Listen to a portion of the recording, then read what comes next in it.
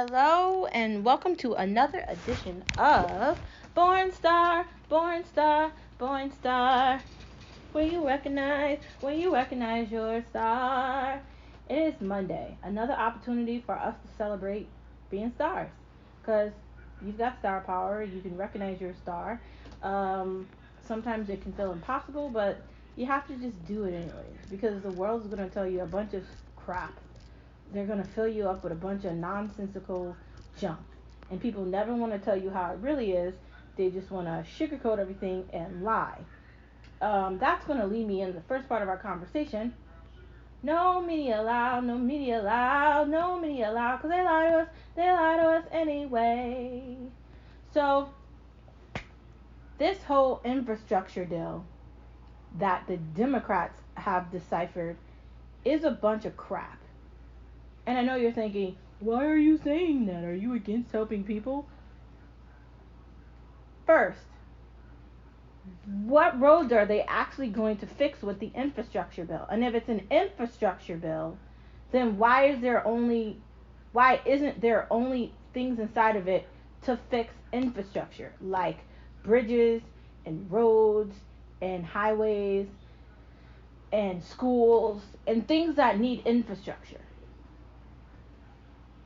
But there's a lot in there that doesn't have anything to do with roads and buildings and things like that. I'm sorry, a tax credit for a child doesn't have anything to do with infrastructure. Not only does it have anything to do with infrastructure, but let me tell you who's going to pay for that. Me. I'm paying for it. When they take money out of my taxes, that's what my tax money goes to. Stupid crap like that. I don't understand why you're getting a tax break on your child. Your child doesn't have anything to do with me. If you're not responsible and you don't understand how to take care of a child and that you need money for children, so you should probably not be trying to have kids, and you don't have a stable financial environment for them to grow up in, that's unfair to the child, and that's unfair to the child and me, because I gotta pay for you to get a tax break. You know who's paying for that? People. You know what they don't talk about on any of these platforms? You know what AOC doesn't mention, or Shalita Tlaib, or any of these Democratic people that are saying they're progressive? They're not welcoming people into their homes. They're not offering to buy people Teslas. They're not. Their income is not being gouged by ridiculous taxes that don't make any sense. And they're not being talked about like they're someone who's bad because they just want to be a working part of America. Now, if you don't make a certain amount of money, you're in the poor category or lower middle class or whatever. And so then you're not taxed the same way as everybody else. And everybody else is me and everybody else. So why would you get a tax decrease because you have a kid? Again, what does that have to do with me? What does that have to do with anybody? If you don't know how to budget and live correctly, why do I have to pay for that by hearing you talk about your kids or how your kids deserve to live a good life? Your kids would have a good life if you weren't a bum. How about that? If you weren't a bum and you weren't living off of whatever state it is, you would have a good life. Get a job and live your life correctly. Don't think you're going to just live off a state, live off of a country, or that you can live off the government. That's the problem here. People don't want to be responsible. They don't want to go to work. They don't understand that if you want to get a good job, you have to work for that. You have to go to school. There's things that come with that. You're not just given opportunity. You have to seek it, and you have to work hard to achieve it. Nothing's being given out. And I know people want to gouge the United States of America about race and inequality. And while I understand that some things are true about inequality, this whole tax situation or them trying to discount things or give poor people more things that are bums. Do you know that there are bums practically on every corner where I live? And they're begging for money and they're begging for all, and it's a heist basically. The money is tax free that they're getting. That's great. At my job, nothing is tax free. So why do you get to do that? I don't understand it. But okay. Then they want to tell you about the fact that they're going to make education free. It's called, what's the name of it? There's already a free education for kids that are younger. They've already created it. It's called Head Start. Get it? Head Start. It's already there. So maybe the problem isn't what exists. Maybe it's the people that are trying to get it. Maybe we should stop creating bums. Okay? Maybe if we had a society that rewarded the working class instead of rewarding the I don't do anything class. Do you know the amount of people that are on the street walking around, don't have a job, don't have anything to do all day, and they get to live in free housing, get free food, free medical coverage. They don't do anything. And they get rewarded for not doing anything. Do you know the amount of people that go to work very, very, very hard, are maintaining a career and doing things a different way? They get punished for it. So now I'm being punished because I'm part of the working class. And I'm also being punished because I'm not a bum. So basically, what are you saying? Here's my thing. I want to pay my taxes and I want you to leave me alone. This idea of you trying to overfix things about the George Floyd problem here. And I'm not trying to sound like I'm against equality, because I'm not. Not every white person has white privilege. And it's really insulting to say that. Also, while we're talking about that, people that are different races have the opportunity to do whatever they want, especially in the United States of America. I mean, that's just stupid to say that. Granted, there was slavery, things were done incorrectly, and people in certain areas will say things the way they think is okay, and people are taught to be racist. And there's a bunch of problems in the United States of America. There probably needs to be a reckoning for that. But the reckoning for that isn't by saying that there's white privilege and now we're going to give poor people all this money and they could just be bums and we're going to reward it. That's not helping the problem. Maybe people should be more responsible, and then we wouldn't have this problem with bums on the street in Los Angeles or basically in any profitable place. I'm talking about New York, I'm talking about East Coast, Chicago, these big metropolitan areas where there's bums everywhere. You know why there's bums everywhere? And I don't want to hear that, oh, they had it difficult, they can't figure out anything. Everybody has it difficult. Nothing is given to anyone. If you want to be successful in life, you have to go get it. Not everything is handed out. I'm sorry. Unless you're of 2 states, I don't want to hear anything about you being a bum. Unless you're either elderly or retired and you're gaining your Social Security off the fact that you worked and you retired and you're getting help the way you're supposed to and you're getting your retirement. Outside of that, or someone that's really seriously disabled. And by disabled, I mean like you're mentally incompetent and you can't go to a job. Because there's lots of people that are disabled that go to a job. Now, I don't want to hear anything else, okay? I don't want to hear about these people where there's nothing wrong with them and they're just having kids. Because they like to have kids. You see what we're creating? A bummy mentality where people don't have any responsibility and they don't have to worry about anything. They can get a job for a week so they can claim their taxes and then get another tax break on that. Do you know for every kid they're giving like $7,000 to these people? We can't even get $1,000 back in our taxes. And we pay 5 different taxes where we live. Like, are you kidding me? Like, there's definitely some problems here. But okay. If they're going to do infrastructure, it needs to be infrastructure. Stop giving handouts to people because someone has to pay for that, and the someone that has to pay for that isn't the people propping it up. The people that have to pay for that aren't these progressive voices that aren't doing shit. Pod Save the World is a fucking podcast, okay? Like, come on, man. Like, all these voices that are so democratic, that are liberal voices, aren't solving the problem, because the people that end up paying for it aren't these people that are on TV. Give us a platform, give us an ability to talk about this stuff, so we could tell the United States of America, you're basically okaying a bill that's going to give free things away to people that already get free things, and someone has to pay for it, and the people that are going to have to pay for it is us. How's that work? How's that work? I want to know, because I don't get it. Someone explain it to me. How you're going to get more free shit and no one's going to pay for it. Why? Okay? Why? Anyways, moving on. That was the beginning of the pod.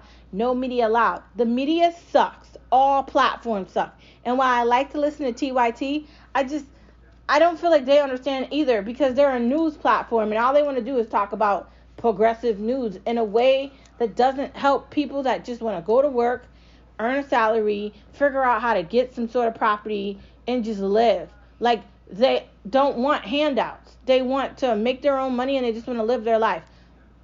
Why can't we just do that? Why does it always have to be, oh, look at this black person getting treated like this. Oh, look at this minority. Oh, they're not doing this on immigration.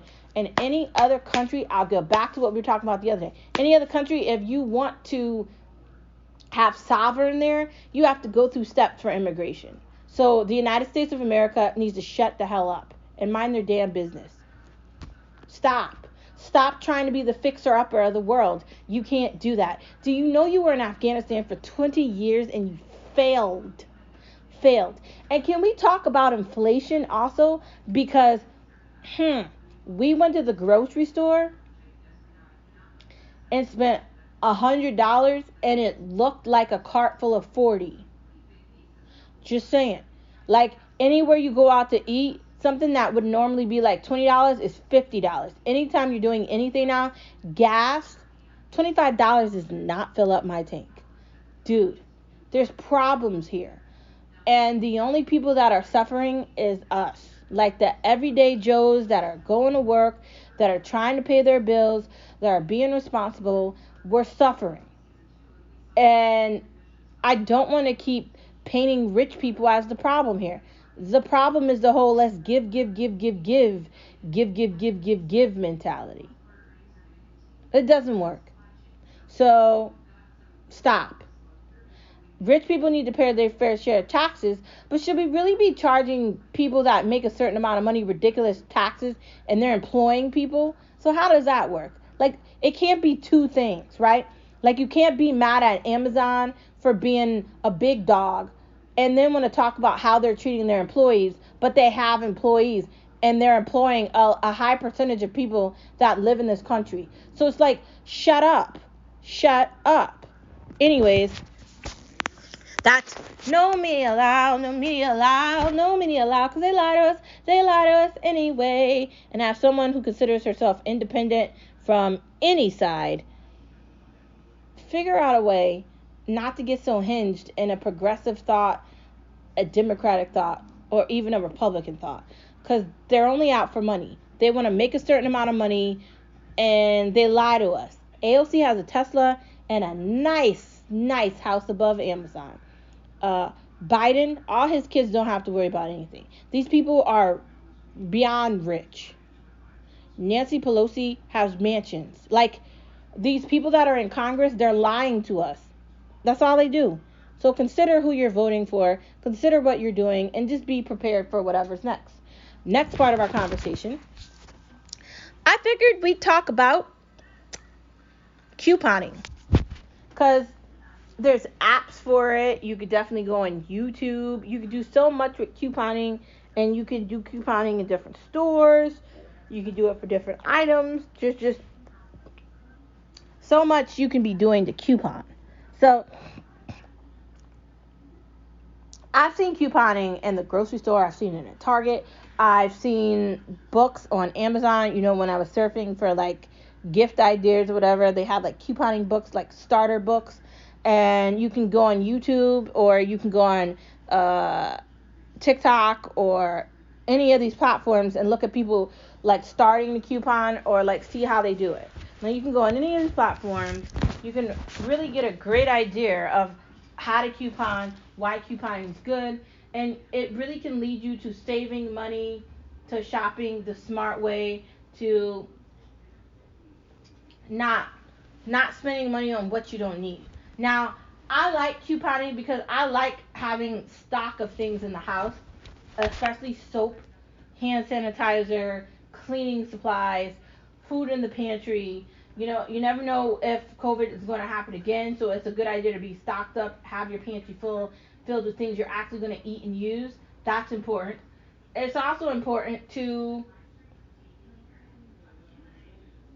save money on things that you use on an ordinary basis. Like if there is a deal on something and you have a coupon for it, you get an even better deal on it, especially for like Clorox wipes or things to clean your house with, or soap or shampoo or any of these things. We should be looking for ways to save money on them because they're everyday items that we're going to be using. So couponing is definitely a way that you can save, so you can save more of your income and you can learn to enjoy your life and pay things off, and it will just give you the mental ability to live life differently. So I recommend you look at maybe a starter video, or you go on Google and see how to start, or maybe ask a friend or a family member if they know how to do couponing and see if you can start from there. Whichever way you want to start the process, I say definitely try it, and I definitely think you're going to end up liking it. I can definitely tell you that. Next part of our conversation, Manchester City. On Saturday, we watched the Manchester City game, and it was so good. They ended up beating the other team. Oh, my God. And you know I like watching Premier League. I like Liverpool also. They're on just a winning brigade. Oh, my God. Between watching Manchester City take the win, like, ugh, it was so good. Like, it was just so good. I liked all of it. I really like soccer. Soccer is not like any other sport. It's not like football. It's not like golf. It's definitely not like tennis, and it's not like hockey either. They've got a ball. They're running around the field. They're trying to get the ball into the goal. It's kind of sort of like hockey. There's just no ice, and there's no like hockey stick. I guess it's kind of like lacrosse maybe, but there's definitely some differences there. Soccer is very entertaining. In college, I had friends that played soccer, so you know when I wasn't in class, I'd go to like their practice and like watch, and definitely, it's fun. It's a fun sport. I definitely tell you in UK they really do love it. They call it football, and I kind of like soccer better than football. I'm not gonna lie. I love watching soccer. Not that I don't like football, but definitely soccer's better. I do like specific sports. I am a tennis, soccer, golf, hockey, then baseball, then football, then basketball. I like hate basketball. Like it's boring. Like I don't know, like watching LeBron James just win every season or some other stupid team. It's not entertaining. No, pass. No, I'm not feeling it. Like they do dumb things and they whine and they complain and they act like one thing's one thing, and it's just kind of irritating to watch it. So I don't know, basketball's not for me, but soccer is definitely a sport that will get you like energized and get you all up in it, and it will get you hyped up in the game, and you'll want to like run around your living room like, oh my God, get the ball and kick it. Like it's something so exciting about that. And I definitely got to tell you that me and this dude love watching Manchester City on Premier League. We've got the option to watch it on Peacock, and if you've got Xfinity, you can utilize that as well. When I was working from home, I used to watch more soccer during the day while I was at work. But now I'm back in the office, so I'm watching it on the weekend. But that's okay. Still like soccer, and you can watch it, you know, you can record it or DVR it and then watch it later, or you can watch it on demand. And you can watch Peacock on demand too. So if you're busy like I am and you don't have enough hours in a day and you're always trying to figure out how to do things with a small amount of time, just watch it on a Saturday if you got the day off of work, or just try to watch it on demand. I definitely think you're going to like it for sure. Definitely. I definitely think that. And you should. Anyways, soccer is amazing. Let's go Manchester City! Yay! Manchester, Manchester, Manchester City. Literally, if I could live anywhere in the entire world, I'd want to move to Great Britain. And I really do think that if we got a nice little flat there, a nice, beautiful little flat with our Papa Benny, we'd be fine. If we're going to move anywhere in the entire world, I'd like to go to the UK.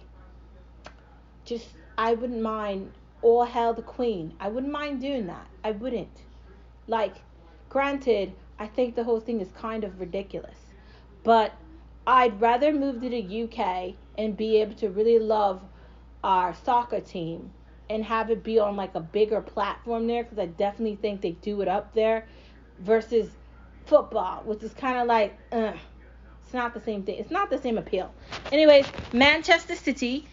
Make sure you check out Peacock and you try to get all those things done. And I know I'm putting this at the beginning of a conversation that's not about TV, but I had to put it there because it was definitely an important part of this past weekend. Anyways, next part of our conversation. Sometimes you got to let things be. What do I mean by that? You can't always control everything. You can't control what people think. You can't control what people feel. All you can control is yourself.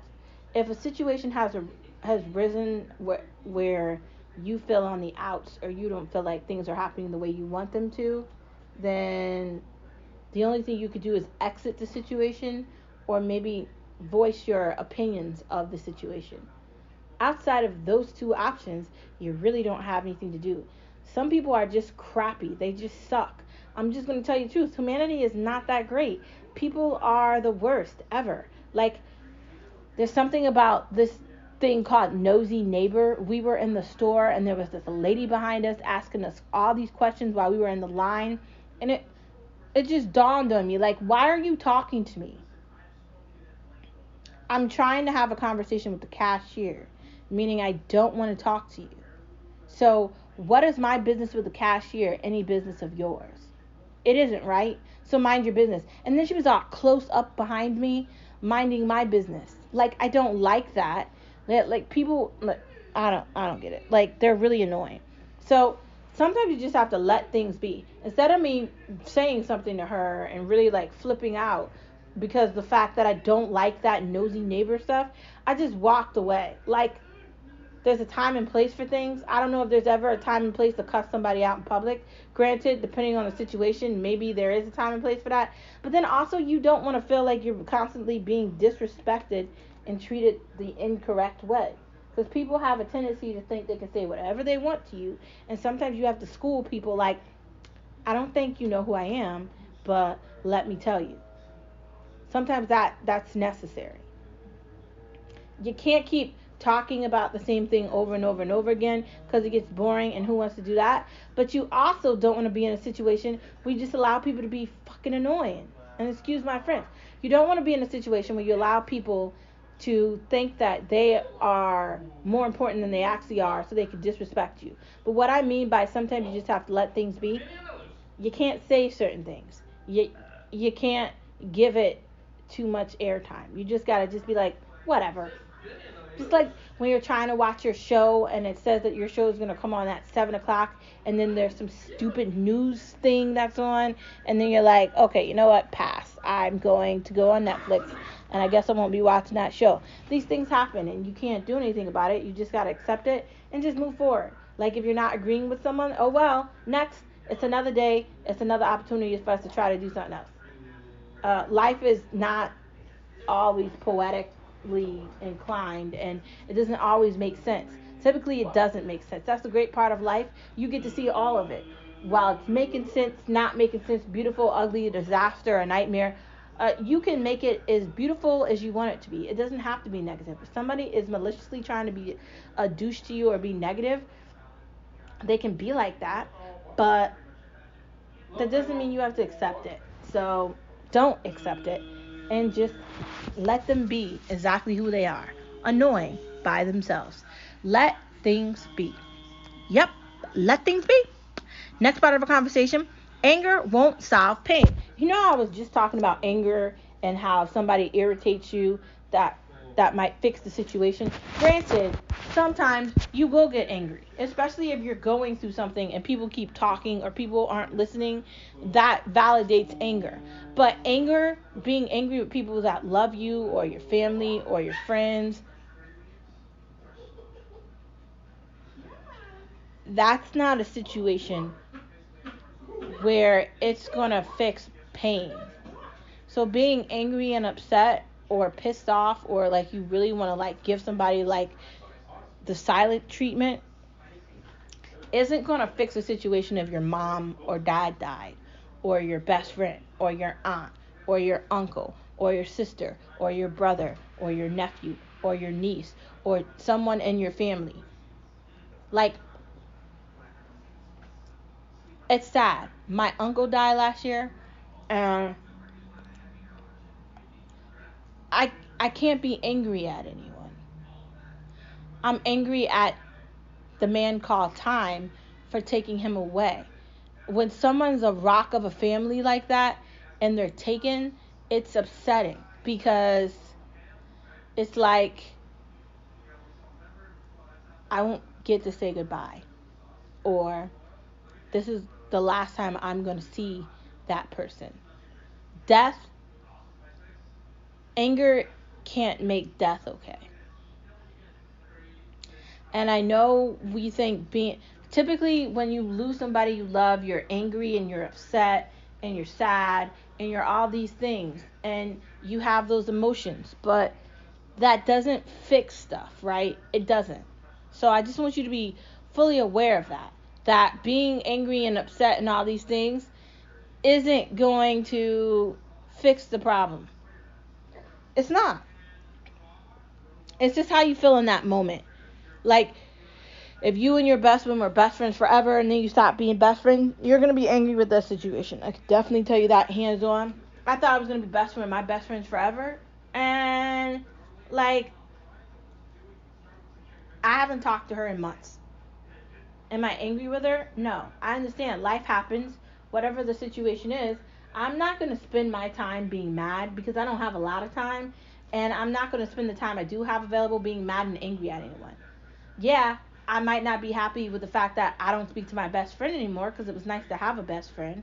But I'm grateful for what I do have and who I do have. So I'm just going to move forward and just let things go.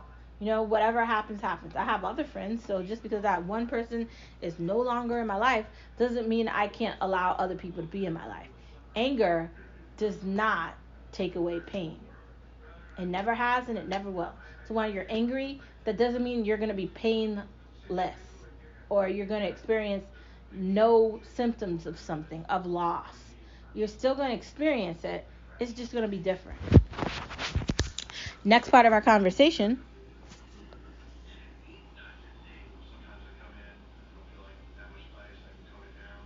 When should we buy blankets? I think the best time to buy blankets is July and August before fall comes. Well, if you live on the East Coast, like if you live in California, I don't know what time it is to buy blankets because, I mean, it's always decent weather there. Like, their winter is a joke compared to East Coast. I mean, we get like below zero here. It like snows, like it's bad. Like in California, they don't know what that is. Like, they have to drive up a mountain to see snow. Like, no. Like, we're not talking about people that live in California. We're not talking to them. We're not talking to people in Texas. We're not talking to people that live in Florida. I'm talking about East Coast people, okay? This is for you.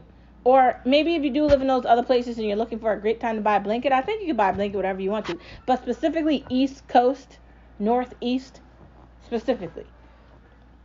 A great time to be thinking about buying blankets and stuff is before it gets cold, because then they start putting stuff out while it is cold that it's kind of overpriced and might not fit what you want. Granted, if you have the ability to look at Zulily, or you have a Bed Bath & Beyond, or you have like a Home Sense or a Home Good or any of these stores, or TJ Maxx or Marshalls or even Target and Walmart, they have a good amount of blankets in them. Even Macy's has great blankets. So if you're looking for blankets, I say go on some of the websites, check out whatever deals they have, and find whatever deal that matches up with what you want best. Old Navy has great blankets. I like to give those out for like Christmas presents, and they do a very great job with that. So I definitely got to tell you that You definitely want to be in a situation where you're not spending a ridiculous amount of money on blankets. And you definitely want to have variety. You don't want to just be picking out some flimsy blanket that's like $2 in like Ocean State Job Lot or something. And I'm talking to people that live northeast, so you know what Ocean State Job Lot is, right? Big lots, northeast stores, you know what I mean? Like Target. Like Target has a good selection of blankets, but they have an even better selection of blankets, especially in August and September before we start getting to the cold months. So definitely check those out at that point and find one that suits your needs. Maybe find one that matches your color scheme in your house or the room it's going in. If it's going in the bedroom, maybe find one that matches your comforter. If it's going in the living room, maybe find one that matches the couch, matches the scheme you're going for. There's so much you could do with blankets, but try to look before winter starts. That's basically what I'm saying. Look before winter starts. Anyways, next part of the conversation. What can we watch on YouTube? A lot. You could literally watch shows. You could get the YouTube like internet or the YouTube TV plan. But I don't know. I don't think that's comparable to Xfinity. I guess if you're traveling and you don't want like a plan, okay. But like if you're going to be living in a house, a flat, an apartment, if you're going to be like renting something or owning or buying or whatever, you don't want that. Like, for what? I could see getting YouTube Plus if you like watching videos and you don't want to deal with commercials. But I don't know if you want YouTube TV. Like, I don't see that. Like, as someone that has Xfinity, I live in an apartment, and the next part of this goal is to get to a house. So, for me, it's not really going to be a change. We're just going to be moving from where we live now to a house, and we're just going to be having someone install the Xfinity in a house. Now, the YouTube, I don't think there's any devices for it. So, like, if you have Xfinity, they have a device that goes, like, right next to the TV that hooks up to it. It's not, like, a big, gargantuan, like, cable box or anything. But it is a device that is there for the TV, so you can, like, utilize the remote and the DVR. So that's there. Also, you can plug other things to it, like if you've got an Amazon device or whatever other device you have. There are a bunch of them. There's also Apple TV, and there's other devices as well. We've talked about that on the other podcast. But honestly, I got to tell you, like, literally, I don't know if you want YouTube TV. Like I said, if you're traveling or you don't want a cable provider, maybe then look into that. But if you're going to be staying in one spot for a long amount of time, I would just get Xfinity. I wouldn't think about the other one. Just don't do it. Just saying, don't do it. Yeah, no, pass. I'm not thinking it's something you want to look into. Some movies should be available faster than others. Like when it comes to crappy horror movies or crappy like action movies or like crappy movies that have one good actor in it, I do think that those movies should be available the day they come out in the movie theater for you to watch them right away, like with HBO Max or with Peacock or with Hulu or with Netflix or any of these things. I think you should be able to watch these things as soon as possible. Because why would you want to spend like $60 at the movie theater to be mad? Like mad. Like, crappy movies should come out right away. It should be like straight to DVD. Like, granted, no one looks at DVDs anymore. But, like maybe straight to TV. Like, is that a thing? I don't know. I just think that who wants to look at a bad movie? Like, that's what I'm saying. Who wants to look at a bad movie? Who wants to sit there and endure something with crappy actors, a crappy storyline, just it wasn't long enough, or it was too long, or it was too short? And who wants to endure going to a movie theater? We should have access to whatever movies are at the movie theater in our houses. Like the James Bond movie that was worth going to the movie to see. This new Matrix movie that's coming out in December, okay, we'll go see that there. But this Halloween movie that we just watched on Peacock, And I like scary things. It did not meet my qualifications for horror at all. It didn't do it for me. I don't know. So that leads me to think that more movies that come out like this are going to be like B-level movies. So then I should be able to see B-level movies on my couch in my living room, or on my phone in my bedroom, or on my phone in my, I don't know, wherever you are, whether you have your own, whatever you're doing. You should be able to watch it whenever you want to, not when they dictate it can come out the movie theater. And granted, the movie theater is like, I mean, Hollywood is playing ball with streaming and the movies. They are. So they need to be really smart with that. Next part of our conversation, when's the last time you used Redbox? We're just talking about DVDs. I don't even know where a Redbox is. Like, they send me coupons all the time, and I don't even know how to use it. Like, they just sit there. I don't even know why I look at the coupons. I can't use them. I don't know where Redbox is. And honestly, like, the thought of driving all the way to a Redbox and watching the movie and then having to return it, with my schedule, I can't do that. Like, no, pass. I don't care. Like, granted, it was cool at one point, but now there's way too much available without a DVD. So, no. Just no. Redbox is a no. But if you can do the Redbox online and you can figure out how to use it with your device, it's not going to be an Amazon Cube, unfortunately. Maybe it'll work with Apple TV. Maybe when we upgrade to an Apple thing, maybe we'll do that. But it's not going to work with what we have now, so I'm not thinking about it. Anyways, next part of the conversation. Veggie pasta will blow your mind. Did you know you can make cauliflower pasta? It's really good. Did you know you can make pasta with basically anything? You can use green beans. You can use whatever vegetable you want. You can make veggie pasta, and you just put sauce on top of it, and it has like no calories. Like, carbohydrates are not good. Like, limit the amount of carbohydrates you're enduring your body with, and then you'll definitely see a system in you'll see a difference in your body, your system, your clothes. You'll definitely see a system. Veggie pasta is awesome.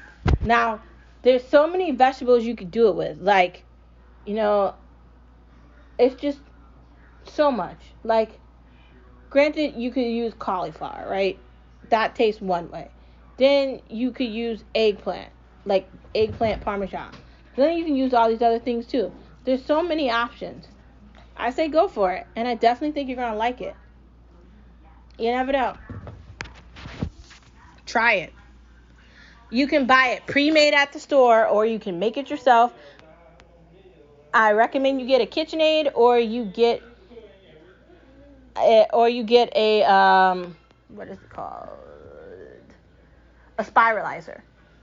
Now, I have a spiralizer, I have a KitchenAid, and I have a mini spiralizer. I'm obsessed. I like doing everything on my own. I like being able to get my hands messy and cook in the kitchen and do things that maybe no one's used to seeing, but I like doing it, and I like having options. So that's how I like to cook. How do you like to cook? Next part of our conversation, the power of shrimp. You could literally put shrimp in anything. You can make shrimp tacos. You can make shrimp with Mexican food. You can make shrimp with Italian food. You can make shrimp for seafood. You can put shrimp in anything. You can put shrimp in soup. You can put shrimp in whatever you want. So I say shrimp on. Shrimp on. Shrimp on everything. And lobster too. And let's not forget scallops. And let's not forget crab meat. But shrimp, literally, you can put shrimp in anything. So you can make your own shrimp dip. You can make shrimp wherever you want. Shrimp is a yay. A yay, yay, yay, yay, yay. Next part of the conversation. The Mediterranean diet doesn't feel like a diet. Like, basically, you're eating less meat, you're eating less carbohydrates, and you're eating more things that have flavor in it. Now, I love olives, right? I love the flavor. I love the texture of it. I like certain kinds of cheeses. So for me, being on the Mediterranean diet is like a treat. It's like, is this even a diet? Like, because it doesn't feel like it. Like, and I'm following it because I like it. Do I completely do it every day?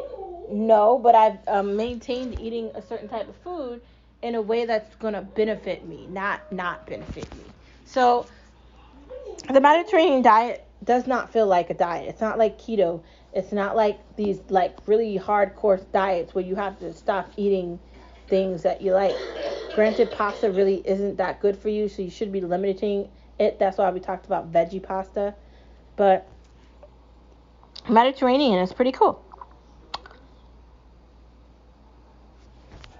Next part of our conversation.